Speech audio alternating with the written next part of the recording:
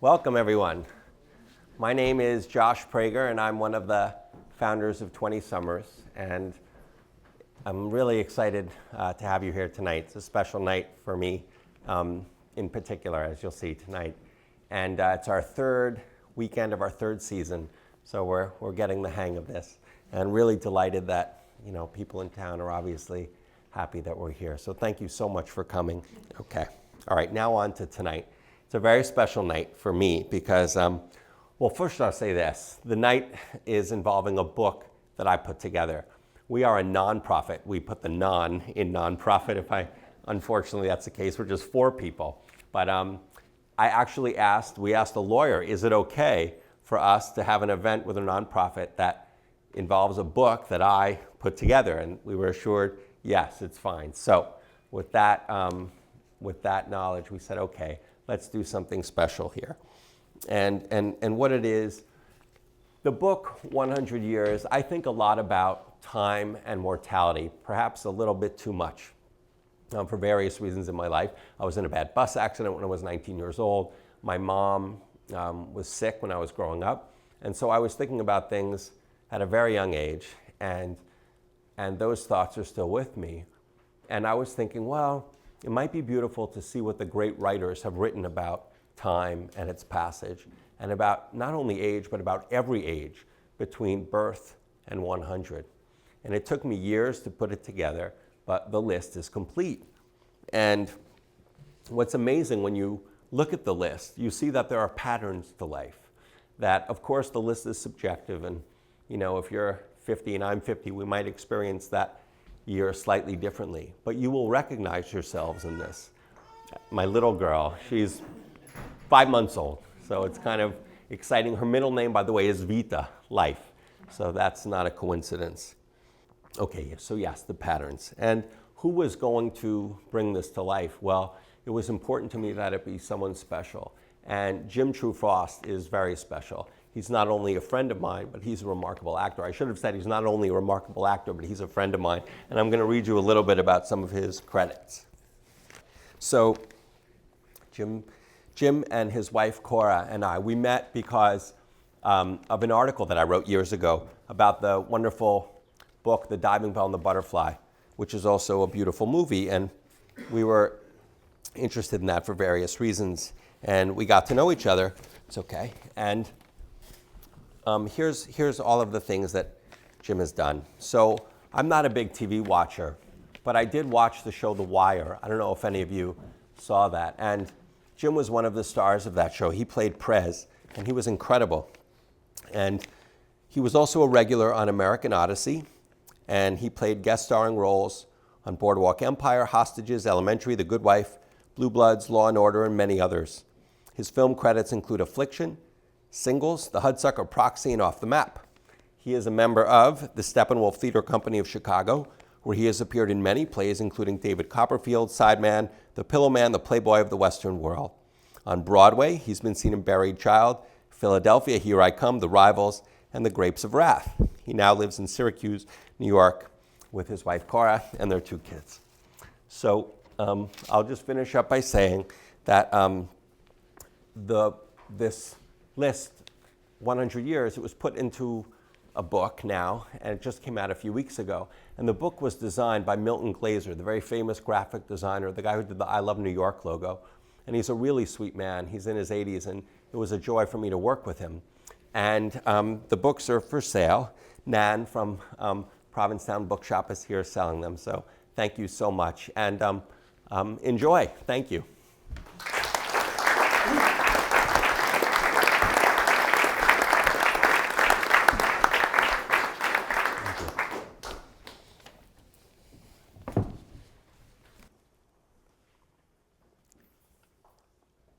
100 years.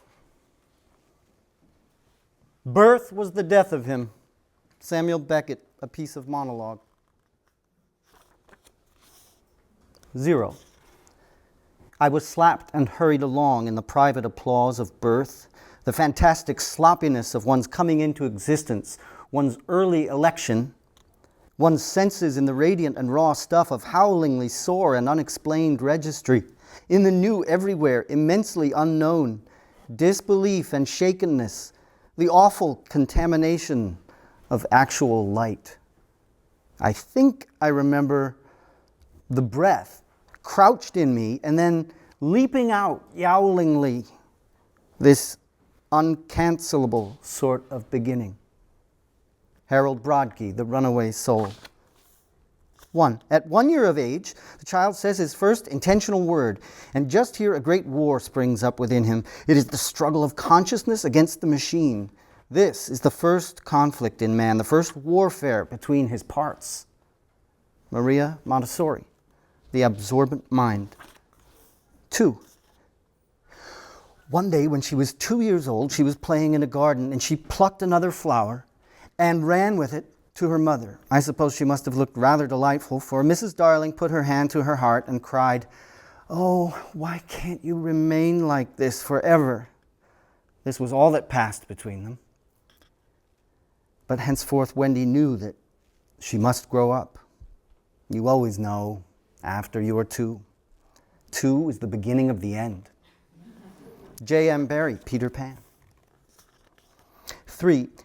Here is a child of 3 years old, and she cannot tell who made her. Without question, she is equally in the dark as to her soul, its present depravity, and future destiny. Nathaniel Hawthorne, The Scarlet Letter. 4. I was fond of the world at that age. Magic happened. When an adult explained the concept of hell to me at age 4, I dug a hole in the backyard and saw naked people dancing underground. Amy Tan, The Opposite of Fate. 5. Who are you, little I, 5 or 6 years old, peering from some high window at the gold of November sunset and feeling that if day has to become night, this is a beautiful way. E. E. Cummings, Complete Poems, number 52. 6. The undoubted little uns, those aged about 6, led a quite distinct and at the same time intense life of their own. Apart from food and sleep, they found time for play, aimless and trivial in the white sand by the bright water. William Golding, Lord of the Flies. 7. Childhood is only the beautiful and happy time in contemplation and retrospect. To the child, it is full of deep sorrows, the meaning of which is unknown. Witness colic and whooping cough and dread of ghosts, to say nothing of hell and Satan and an offended deity in the sky who was angry when I wanted too much plum cake. Then the sorrows of older persons, which children can see but cannot understand, are worse than all. All this to prove that we're happier than when we were 7 years old. George Eliot, Letter, May 1844. 8. It is still possible, even for a child 8 years old on returning from a museum of natural history, to say to its mother, "Mama, I love you so. If you ever die, I'm going to have you stuffed and set you up here in the room so I can always, always see you." So little does the childish conception of being dead resemble our own. Sigmund Freud, The Interpretation of Dreams. 9. When you are 9 years old, what you remember seems forever. For you remember everything, and everything is important and stands big and full and fills up time and is so solid that you can walk around and around it like a tree and look at it. You're aware that time passes, that there is a movement in time, but that's not what time is. Time is not a movement, a flowing, a wind then, but is rather a kind of climate in which things are. And when a thing happens, it begins to live and keeps on living and stands solid in time like the tree that you can walk around. Robert Penn Warren, Blackberry Winter.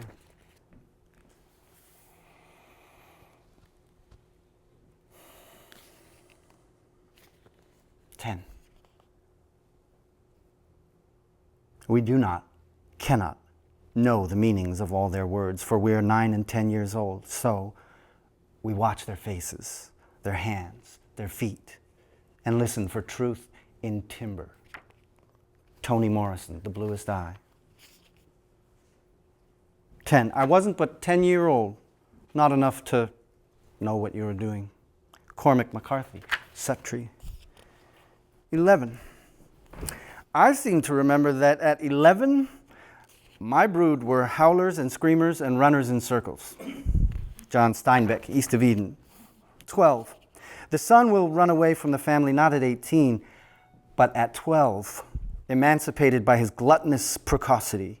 He will fly not to seek heroic adventures, not to deliver a beautiful prisoner from a tower, not to immortalize a garret with sublime thoughts, but to found a business, to enrich himself, and to compete with his infamous papa. Charles Baudelaire, Intimate Journals. 13. People don't know what to make of him. He doesn't know what to make of himself. He's only 13. Athletically and socially inept, not astonishingly bright, but there are antennae. He has some sort of receivers in his head. Things speak to him. He understands more than he should. The world winks at him through its objects, grabs, grinning, at his coat. Everybody else is in on some secret he doesn't know. They've forgotten to tell him. John Barth, Lost in the Funhouse. 14. Even though I'm only 14, I know what I want. I know who's right and who's wrong. I have my own opinions, ideas, and principles. And though it may sound odd coming from a teenager, I feel I'm more of a person than a child. I feel I'm completely independent of others. Anne Frank, The Diary of Anne Frank. 15. At 15, life had taught me undeniably that surrender in its place was as honorable as resistance, especially if one had no choice. Maya Angelou, I Know Why the Caged Bird Sings. 16. At 16, the adolescent knows what it is to suffer, for he himself has suffered, but he hardly knows that others suffer too. Jean-Jacques Rousseau, Émile. 17. No one's serious at 17 when lindens line the promenade. Arthur Rimbaud, novel. 18. At 18, the true narrative of life is yet to be commenced. Before that time, we sit listening to a tale, a marvelous fiction, delightful sometimes and sad sometimes, almost always unreal. Before that time, our world is heroic, its inhabitants half divine or semi-demon, its scenes are dream scenes, darker woods and stranger hills, brighter skies, more dangerous waters, sweeter flowers, more tempting fruits, wider plains, drearier deserts, sunnier fields than are found in nature overspread our enchanted globe. At 18, drawing near the confines of elusive void dreams, elf-land lies behind us. The shores of reality rise in front. At 18, we're not aware of this. Hope, when she smiles on us and promises happiness tomorrow, is implicitly believed. Love, when he comes wandering like a lost angel to our door, is at once admitted, welcomed, embraced. His quiver is not seen. If his arrows penetrate, their wound is like a thrill of new life. There are no fears of poison, none of the barb which no leech's hand can extract, that perilous passion, an agony ever in some of its phases, with many an agony throughout, is believed to be an unqualified good. In short, at 18, the school of experience is to be entered, and her humbling, crushing, grinding, but yet purifying and invigorating lessons are yet to be learnt. Charlotte Bronte, Shirley. 19. When I was 19, pureness was the great issue. Sylvia Plath, The Bell Jar. 20. One knows who one is. In childish egotism, one supposes people have a relationship only with oneself. But after the age of 20, the frame is uncertain. Change is hard to pin down. One is less and less sure of who one is. And other egos, with their court of adherents, invade one's privacy with theirs. V.S. Pritchett, The Midnight Oil. 20. In the usual way of 20-year-olds, when home in Philo, I made a point of arguing with members of my family about their political attitudes. And yet then, outside the home, I often found myself reflexively holding or at least sympathizing with those same parental attitudes. I suppose all this meant was that I hadn't yet formed a stable identity of my own. David Foster Wallace, The Pale King. 21. I have come legally to man's estate. I have attained the dignity of 21. But this is a sort of dignity that may be thrust upon one. Let me think what I have achieved. Charles Dickens, David Copperfield. 22. Room 43 must be free, said the young man who was sure he would not be killed because he was 22 years old. Marcel Proust, In Search of Lost Time, Volume 6. 23. One of the mixed blessings of being 20 and 21 and even 23 is the conviction that nothing like this, all evidence to the contrary notwithstanding, has ever happened to anyone before. Joan Didion, goodbye to all that. 24. She was 24 years old. She wanted to inhabit facts, not dreams. Salman Rushdie, Shalimar the Clown. 25. At 25, I was dumbfounded afresh by my ignorance of the simplest things. Ted Hughes, Fulbright Scholars. 26. I was 26. I thought, this is maturity. This is civilization. Martin Amis, Experience. 27. 27! It was a time of sudden revelations. Hey, you know what? This thought came to me. Joyce Carol Oates, Blonde. 28. Physical identity made a great deal to me when I was 28 years old. I had almost the same kind of relationship with my mirror that many of my contemporaries had with their analysts. When I began to wonder who I was, I took the simple step of lathering my face and shaving. Don DeLillo, Americana. 29. It sometimes happens that a woman is handsomer at 29 than she was 10 years before. And generally speaking, if there has been neither ill health nor anxiety, it is a time of life at which scarcely any charm is lost. Jane Austen, Persuasion. 30. At 30, a man steps out of the darkness and wasteland of preparation into active life. It is the time to show oneself, the time of fulfillment. Thomas Mann, Joseph and His Brothers. 30. The promise of a decade of loneliness, a thinning list of single men to know, a thinning briefcase of enthusiasm, thinning hair. F. Scott Fitzgerald, The Great Gatsby. 31. No, life isn't over at the age of 31, Prince Andrei suddenly decided, definitively, immutably. It's not enough that I know all that's in me. Everyone else must know it too. Leo Tolstoy, War and Peace. 32. He was not so old. 32. His temperament might be said to be just at the point of maturity. James Joyce, The Dubliners. 33. He was nearly 33. What good was patience? It wasn't time that freed you from traps. It was truth. And he would fight for it, cunningly and untiringly. A.B. Yehoshua, The Liberated Bride. 34. For a man to take it at 34 as a guidebook to what life holds is about as safe as it would be for a man of the same age to enter Wall Street direct from a French convent equipped with a complete set of the more practical algebra books. Ernest Hemingway, The Sun Also Rises. My age, 35, shouted at me all the time, standing tall and wide in my head and blocking access to what my life afforded. 35 never sat down with its hands folded. 35 had no composure. It was always humming mean, terse tunes on a piece of folded cellophane. Carol Shields, Unless.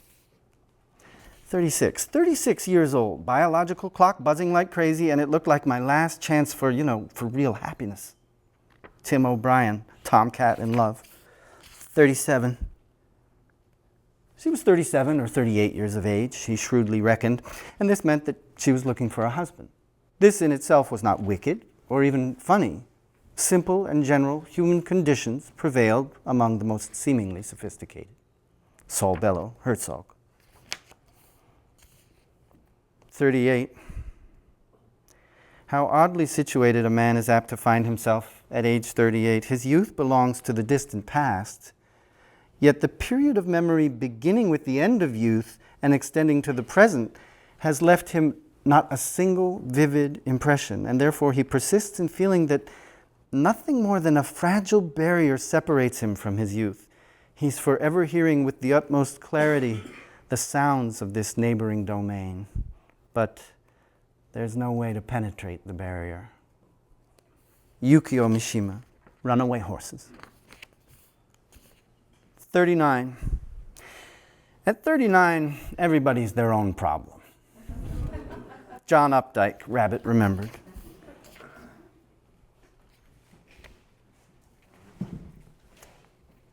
40. Men at 40 learn to close softly the doors to rooms they will not be coming back to. Donald Justice, Men at 40. After the age of 40, a man's flat gives a good indication of what he is and what he has deserved. Alexander Solzhenitsyn, Cancer Ward. 41. When we're 41, we all think it would be nice to be making a fresh start. It's the kind of thing we laugh at when we're 42. V.S. Naipaul, Gorillas. 42. I'm 42 years old, which is a lot more like middle age than 40 or even 41. Neither old nor young. Claire Massoud, the woman upstairs. 43. According to my dermatologist, the neck starts to go at 43. And that's that. Short of surgery, there's not a damn thing you can do about a neck. Our faces are lies, and our necks are the truth. Nora Ephron, I feel bad about my neck. 44. He felt his own age. 44. Felt it as if he were finally one age and not 7. Felt it as if he were a solid embodiment of bone, muscle, heart, mind, and sentiment to be a man. As if he had arrived. Norman Mailer, Armies of the Night. 45. He was a man of 45. 45! In 5 more years, 50. Then 60, then 70, then it was finished. My God, and one still was so unestablished. D.H. Lawrence, The Rainbow. 46. At 46, one must be a miser, only have time for essentials. Virginia Woolf, The Diary of Virginia Woolf, March 22nd, 1928. 47. He was only 47. Too early to contemplate life insurance. Dave Eggers, Saitun. 48. King Lear. How old art thou? Kent. Not so young, sir, to love a woman for singing, nor so old to dote on her for anything. I have years on my back, 48. Shakespeare, King Lear. 49. Life always had gotten better. There'd always been more to come, although he was 49 now. And there were changes you didn't notice, physical, mental, and spiritual changes. Parts of life had been lived and never would be again. Maybe the balance's tip had already occurred, and something about today, when he later would think back from some point further on, today would seem to suggest that then was when things began going wrong, or were already wrong, or was even when things were at their greatest pinnacle. Richard Ford, A Multitude of Sins.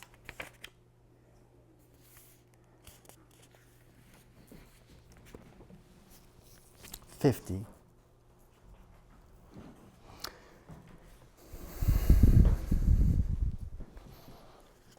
Love is lame at 50 years.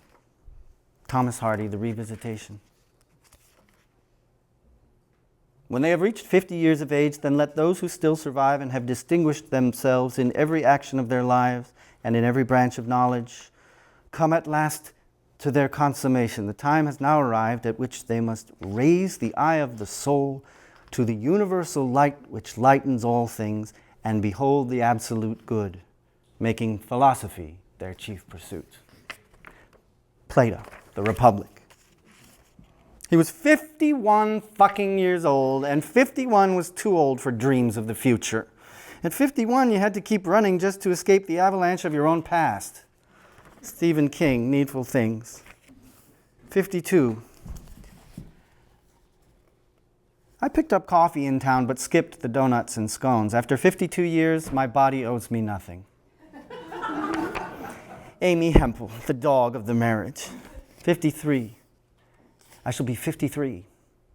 I must confess, I find it difficult to become accustomed to the thought that the yellow leaf is upon me. Christopher Isherwood, Mr. Norris changes trains. 54. At 54, he thinks a lot of things. He believes a few, but what can he really claim to know? Julian Barnes, Arthur and George. 55. General Apanchin was in the very prime of life, that is, about 55 years of age, the flowering time of existence, when real enjoyment of life begins. Fyodor Dostoevsky, The Idiot.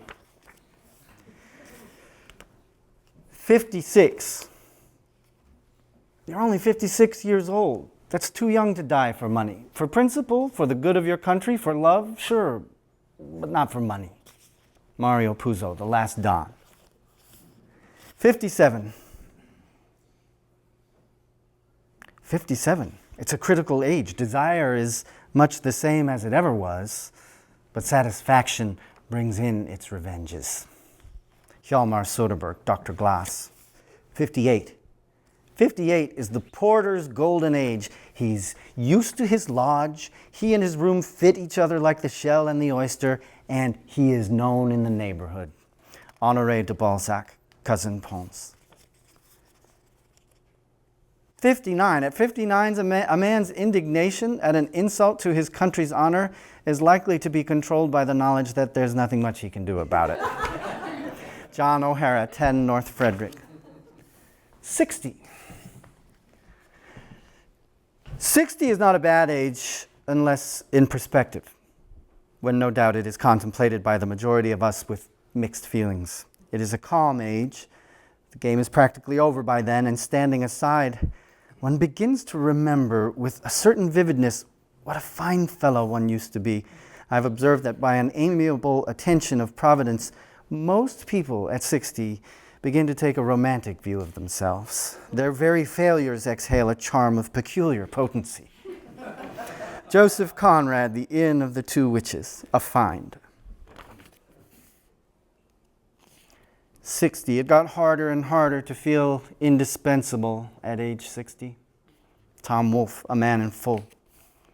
61. I might, at 61 years of age, have been a little inclined to stay at home. Daniel Defoe, The Further Adventures of Robinson Crusoe. 62. He was turning 62, not an age of life-altering shocks, but only of subtle diminishments. Paul Theroux, The Lower River. 63. A man must submit to the conditions of humanity and not quarrel with a cure as incomplete because in his climacteric year of 63 he cannot recover entirely the vivacities of 35. Thomas de Quincey, Narrative and Miscellaneous Papers. 64. 64 years old now, inching ever closer to senior citizenship, to the days of Medicare and Social Security benefits, to a time when more and more of your friends will have left you. Paul Auster, Winter Journal. 65. She found herself at 65 telling younger friends that there was nothing to getting old, quite pleasurable really, for if this or that good took itself off, then all kinds of pleasures unsuspected by the young presented themselves, and one often found oneself wondering what the next surprise would be. Doris Lessing, Love Again.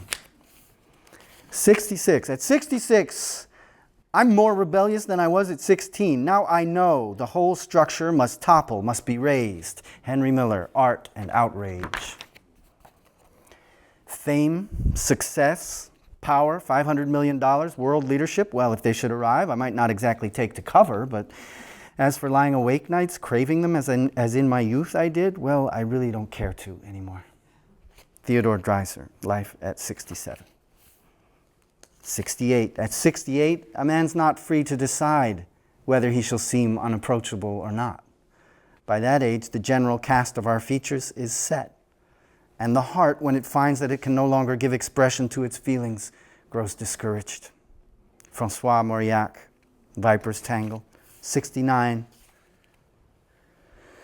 Of me, myself, the jocund heart yet beating in my breast, the body wrecked, old, poor, and paralyzed, the strange inertia falling pall-like round me, the burning fires down in my sluggish blood, not yet extinct, the undiminished faith, the groups of loving friends. Walt Whitman, A Carol Closing 69. 70.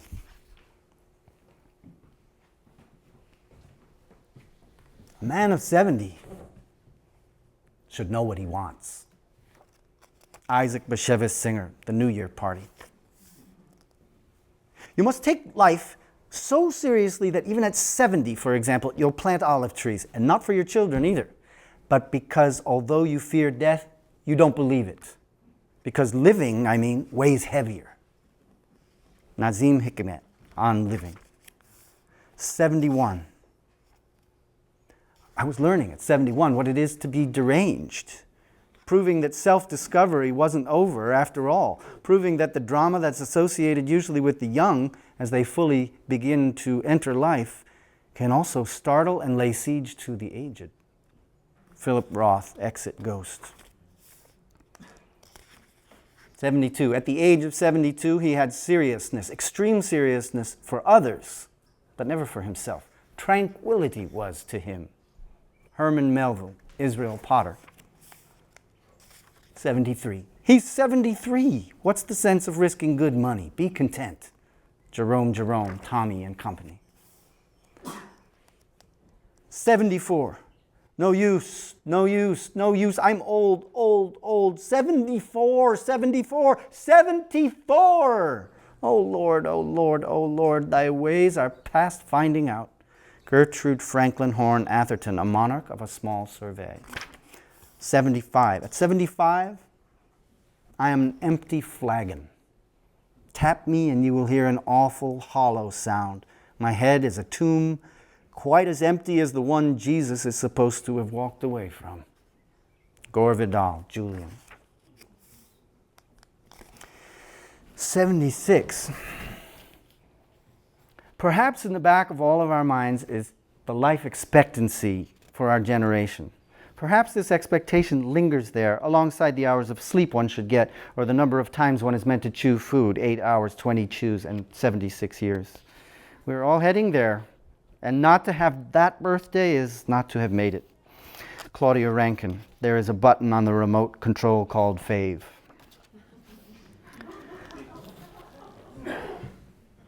77.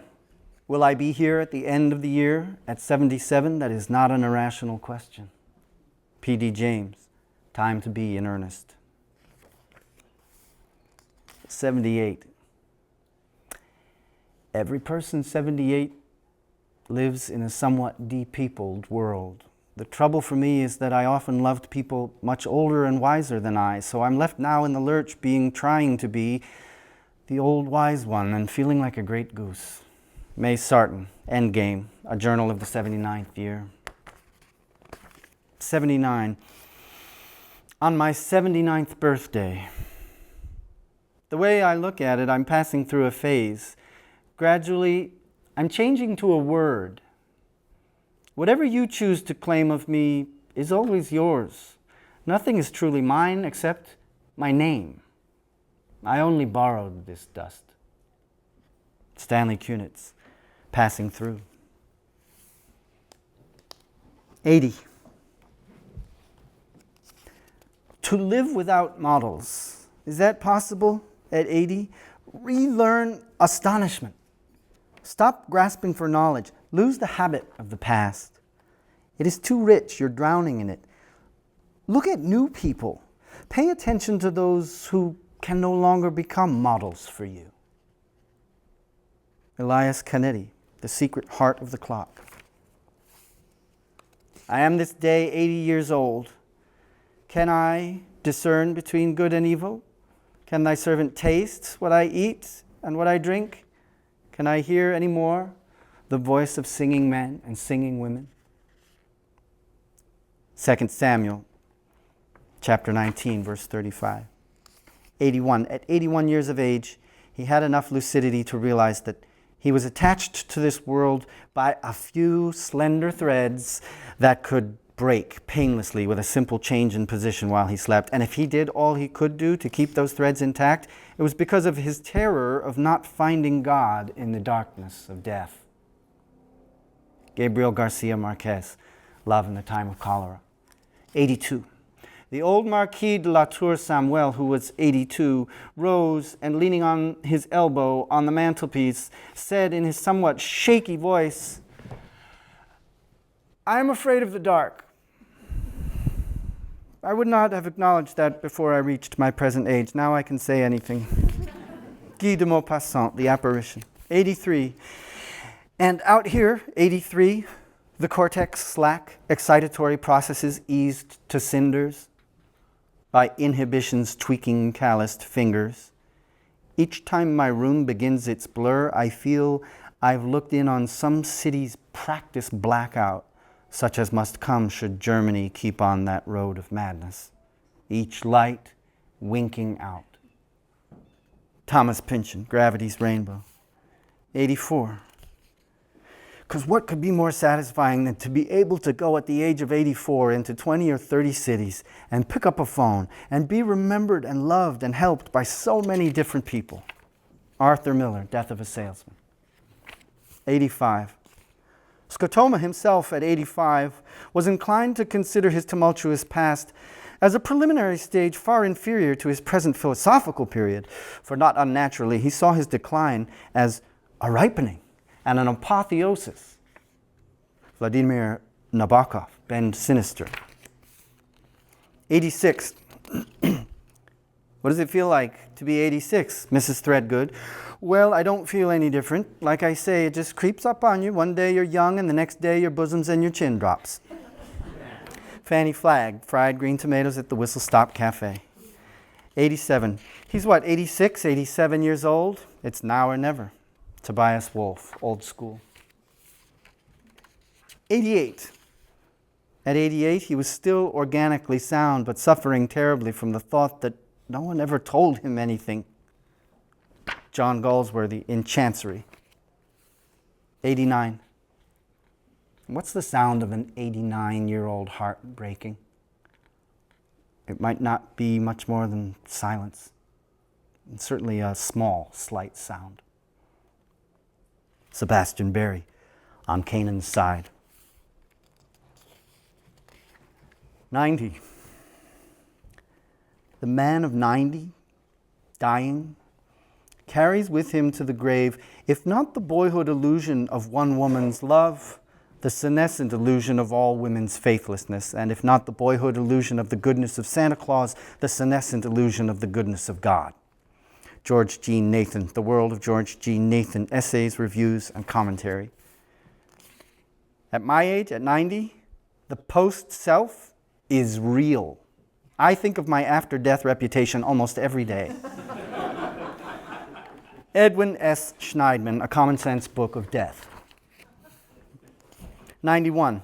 She was the sort that survives. How else do you live to be 91? Wallace Stegner, Angel of Repose. 92. Aged 92, the less safety the better. The more curls the better. The more powder the better. The more eggs the better. Gertrude Stein, one sentence. 93. I ain't but 93. I ain't got so much time I can hurry it. William Faulkner, Flags in the Dust. 94. I'm 94 years old, and I never yet had any peace to speak of. My mind is just a turmoil of regrets. It's not what I did that I regret, it's what I didn't do. Except for the bottle, I always walked the straight and narrow, a family man, a good provider, never cut up, never did ugly, and I regret it. Joseph Mitchell, Old Mr. Flood. 95. I'll die at 95, which is the same as never dying. Roberto Bolaño, 2666, a novel, Volume 1. 96. At the age of 96, no bond is any longer possible. All is merely juxtaposition. A newcomer is in the way. There's no longer any room. All habits are acquired. Victor Hugo, Les Miserables. 97. A man of 97, unless he's a fool, has no message. Percy Seitlin, Letter to My Cousin. 98. I was curious, a sensation I hadn't felt in some time. There's not much left to be curious about when one is 98 years old. Kate Morton, The House at Riverton. 100. 99. We got a counter in the house. 99. Only got so many retellings in me. Can't be casting my old gems in just anybody's trough. At 99, you got to hold something back. Alan Gurganis, oldest living Confederate widow, tells all. 100. You hate to tell new stuff to somebody around 100 years old. They don't like to hear it. J.D. Salinger, The Catcher in the Rye. 100. I am almost 100 years old, waiting for the end and thinking about the beginning. Meg Rossoff, What I Was. They're planning a party for me on my 101st birthday. I might spill the beans to everybody that the life that awaits us after death is infinitely more tiresome than this one. Kurt Vonnegut, Slapstick, or Lonesome No More, a novel. Thank you.